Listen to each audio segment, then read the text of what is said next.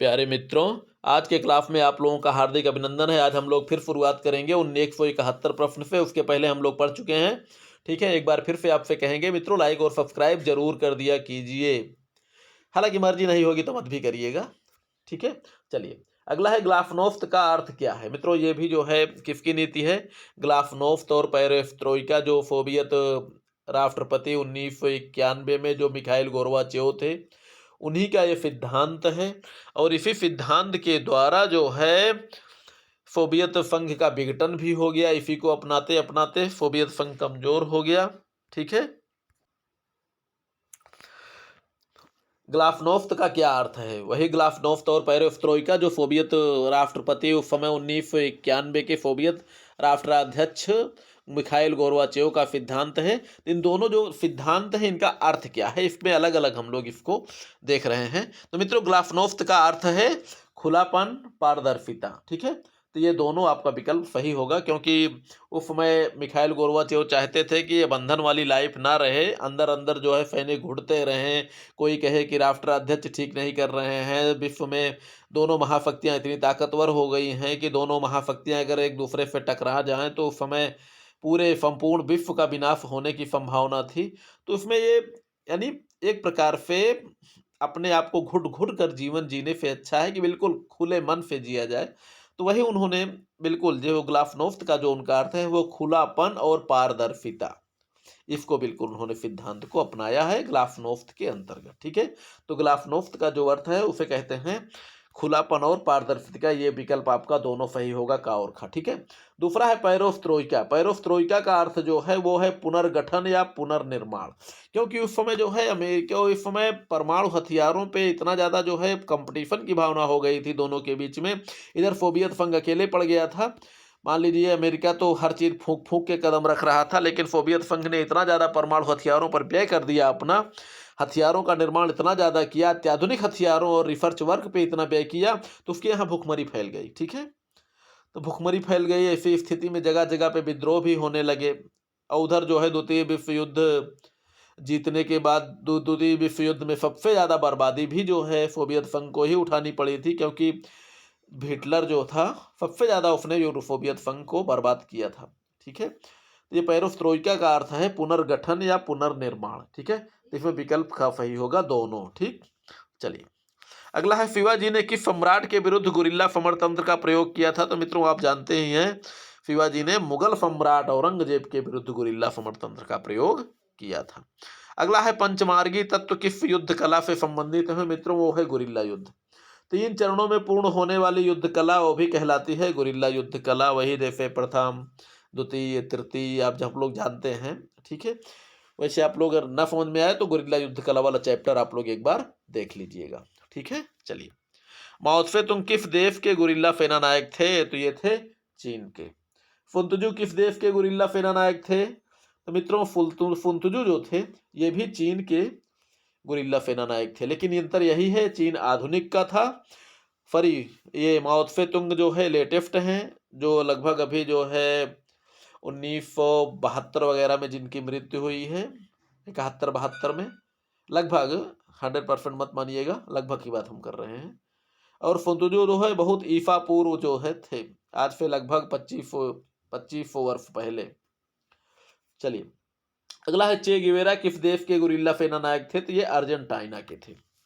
ठीक है, वहां पर इनका जन्म हुआ, लेकिन इनका जो कार्य क्षेत्र था क्यूबा को, इन्होंने गुरिल्ला युद्ध को सफल बनाया क्यूबा में। वहां पे साम्यवादी गवर्नमेंट की स्थापना की। बोल्बिया में कार्यवाही करते समय वहां पर ब्रिटेन के हाथों इनको मृत्युदंड दिया गया पकड़े जाने के बाद। ठीक है, लेकिन चे गुवेरा एक ऐसा जो है उदार गुरिल्ला सेना नायक था, जो पेशे से डॉक्टर था। और जहां सैनिक कार्यवाही करते समय अगर जो है जब तक कार्यवाही होती थी तब तक ये लड़ता था। लड़ने के बाद जब युद्ध समाप्त हो जाता था, कार्यवाही पूरी हो जाती थी, कि सारे दोनों पक्ष के सभी घायल सैनिकों का ये इलाज करते थे बिना किसी भेदभाव के। ठीक है, इसीलिए चे गुवेरा एक गुरिल्ला, उदार गुरिल्ला सेना नायक कहा जाता है। ठीक है, चलिए अगला है युद्ध राज्य का एक बृहत कार्य है, ये कथन है फुनतजू का। साधारण सैनिक एवं उच्च मनोबल युक्त सैनिक में अनुपात होता है मित्रों, 1:3 का अनुपात होता है। ये किसने कहा था? नेपोलियन ने कहा था। ठीक है, चलिए। उच्च मनोबल के कारण नेपोलियन युद्ध के मैदान में कितने सैनिकों के बराबर होता था? वो होता था 40,000 सैनिकों के बराबर, अकेला ही। अगला है शक्ति तलवार की मूठ है और मनोबल तलवार की धार। यह कथन है मित्रों क्लाजबिट्ज का। अगला है सर्वप्रथम मनोवैज्ञानिक अनुसंधान केंद्र की स्थापना हुई थी। कहाँ हुई थी? जर्मनी में, लिपजिंग नामक स्थान पर। अगला है आजकल युद्ध स्ट्रैटेजी एवं समरतंत्र की अपेक्षा अर्थशास्त्र से अधिक प्रभावित होता है। ये कथन है क्राउथर का। क्राउथर भी लिखा मिलेगा, कहीं कहीं आपको ग्रोथर भी मिलेगा, इसलिए आप लोग डिस्टर्ब मत होइएगा। क्राउथर भी सही है, ग्रोथर भी सही है। चलिए, अगला है वर्तमान युद्ध संचालन हेतु 3 चीजें चाहिए। प्रथम नंबर धन, दूसरा नंबर विधन, तीसरा नंबर विधन। ये कथन किसका है? ये कथन है जनरल मोंटे कोकुली का। ठीक है, चलिए। ये कथन किसका है? ये कथन है जनरल मोंटे कोकुली का। अगला है देश की अर्थव्यवस्था पर जितनी अधिक सेनाएं आधारित होती हैं उतनी कोई अन्य चीज नहीं। ये कथन है एंजिल्फ का। ठीक है।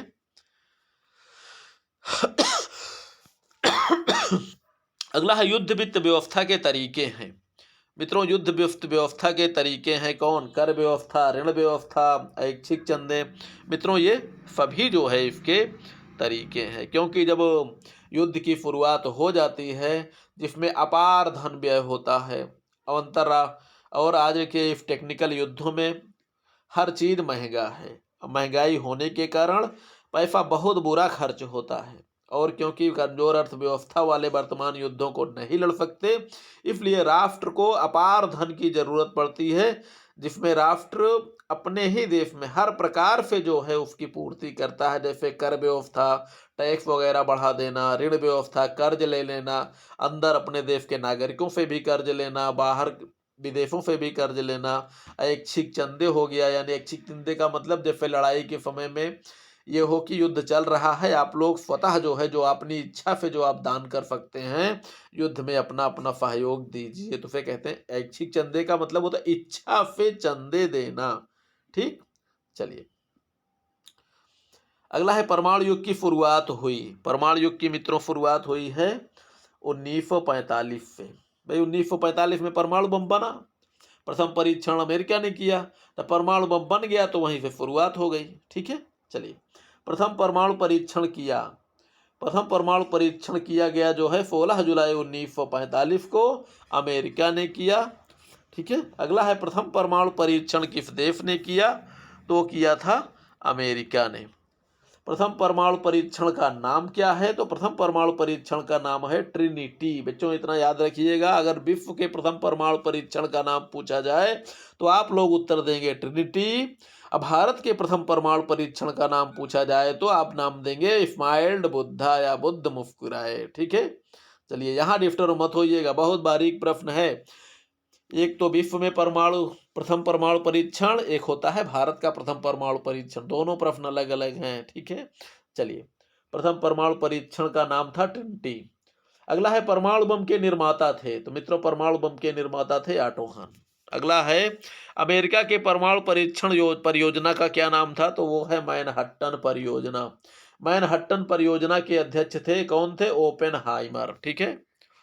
अगला है प्रथम परमाणु परीक्षण कहाँ किया गया था? तो प्रथम परमाणु परीक्षण जो किया गया था वो था अल्मोराडो, न्यू मैक्सिको की धरती पर, जो कि कहाँ पे है? अमेरिका में। ठीक है।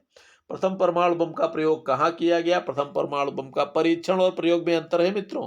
परीक्षण उसका टेस्ट माना जाएगा, अब प्रयोग आक्रमण माना जाएगा। ठीक है। तो प्रथम परमाणु बम का जो प्रयोग किया गया था वो हिरोशिमा पे किया गया था, जो जापान में है। ठीक है। हिरोशिमा और नागासाकी पर परमाणु बम किसने गिराया? तो वो गिराने वाला था अमेरिका। हिरोशिमा पर 6 अगस्त 1945, नागासाकी पे 9 अगस्त 1945, जस्ट 3 दिन बाद। ठीक। अगला है हिरोशिमा और नागासाकी नगर स्थित हैं कहाँ है? जापान में, दोनों जापान के नगर हैं। ठीक। अगला है हिरोशिमा पर परमाणु बम कब गिराया गया? तो वो गिराया गया था मित्रों 6 अगस्त 1945 को। नागासाकी पर परमाणु बम कब गिराया गया? तो ये गिराया गया था 9 अगस्त 1945 को। हिरोशिमा पर गिराए गए परमाणु बम का नाम क्या था? तो परमाणु बम का नाम क्या था? वो था लिटिल बॉय। अगला है नागासाकी पर गिराए गए परमाणु बम का नाम क्या था? तो मित्रों नागासाकी पे जो परमाणु बम गिराया गया था उसका नाम था फैट मैन। ठीक, याद रखिएगा। संयुक्त राष्ट्र संघ का मुख्यालय कहाँ है? तो है वाशिंगटन में। ठीक, संयुक्त राष्ट्र संघ की किस संस्था पर युद्ध एवं शांति की जिम्मेदारी रहती है? तो मित्रों शांति और सुरक्षा लड़ाई के समय में यह जिम्मेदारी रहती है सुरक्षा परिषद का। ठीक है, जिसके 5 अस्थायी सदस्य हैं, 10 अस्थायी सदस्य होते हैं जो 2-2 वर्षों के लिए चुने जाते हैं संपूर्ण विश्व से, लेकिन 5 अस्थायी सदस्य जो हमेशा रहते हैं वो अस्थायी सदस्य हैं अमेरिका, ब्रिटेन, रूस, फ्रांस, चाइना, वही परमाणु बम वाले, परमाणु शक्ति संपन्न। अगला है सोवियत संघ ने परमाणु बम बनाया तो 1949 में बनाया। ठीक है, ब्रिटेन ने परमाणु बम का निर्माण किया 1952 में। भारत ने परमाणु बम का निर्माण किया 1900 भारत नहीं मित्रों, फ्रांस ने। ठीक है, फिर से एक बार, फ्रांस ने परमाणु बम का निर्माण किया 1960 में। ठीक है, अगला है चीन ने परमाणु बम का निर्माण किया 1964 में। ठीक है, 1964 में। भारत ने परमाणु बम बनाया 1974 में। ठीक है, भारतीय परमाणु कार्यक्रम के जनक थे डॉक्टर होमी जहांगीर भाभा। भारत ने परमाणु परीक्षण किया था 18 मई 1974 को। भारत में परमाणु ऊर्जा आयोग की स्थापना कब हुई? वो हुई थी 10 अगस्त 1948 को।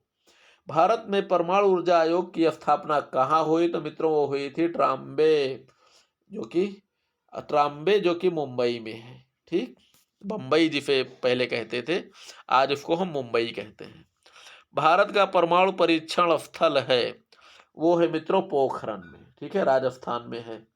परमाणु ऊर्जा आयोग की स्थापना डॉक्टर भाभा को सहयोग किसने दिया था स्थापना करने में? वो दिए थे टाटा। टाटा कंपनी के नाम से आप सब लोग परिचित हैं, वही टाटा, जिसके चेयरमैन आज हैं रतन जी। अगला है भारत के परमाणु परीक्षण का नाम क्या था? प्रथम परमाणु परीक्षण का नाम था मित्रों बुद्ध मुस्कुराए या इस्माइल बुद्धा। अगला है भारत ने द्वितीय परमाणु परीक्षण किया। भारत ने द्वितीय परमाणु परीक्षण किया था 11 से 13 मई 1998 में। इस जो है 2 दिनों में 11 और 13 मई के बीच में भारत ने 5 परीक्षण किए थे। ठीक है, जिसमें एक हाइड्रोजन या न्यूट्रॉन बम का भी परीक्षण शामिल है। भारत के प्रथम परमाणु परीक्षण के समय भारत का प्रधानमंत्री था वो थे मित्रों श्रीमती इंदिरा गांधी। भारत के द्वितीय परीक्षण का नाम था ऑपरेशन शक्ति। द्वितीय वाला ध्यान दीजिएगा, ऑपरेशन शक्ति। ठीक है, भारत के द्वितीय परमाणु परीक्षण के समय भारत के प्रधानमंत्री थे अटल बिहारी वाजपेयी जी, माननीय श्री अटल बिहारी वाजपेयी जी। अगला है द्वितीय परमाणु परीक्षण के समय भारत ने कितने परीक्षण किए थे? तो मित्रों भारत ने परीक्षण जो समय किए थे वो था 5। ठीक है, हाइड्रोजन बम सर्वप्रथम किसने बनाया? तो वो बनाए थे एडवर्ड टेलर जो अमेरिका के थे। ठीक है, अमेरिका ने हाइड्रोजन बम कब बनाया? तो अमेरिका ने हाइड्रोजन बम बनाया था 1952 में। ठीक है, न्यूट्रॉन बम सर्वप्रथम किसने बनाया? तो बनाए थे सैमुअल टी कोहेन जो कि अमेरिका के थे। अगला है न्यूट्रॉन बम कब बनाया गया? तो मित्रों न्यूट्रॉन बम बनाया गया 1958 में। अब ये वीडियो मित्रों लंबा होने वाला है, लंबा हो जाएगा, इसलिए वीडियो को हम यहीं पर रोक रहे हैं। तब तक आप लोग पढ़िए लिखिए, मस्त रहिए, खुश रहिए मित्रों। लाइक और सब्सक्राइब जरूर कर दिया कीजिए।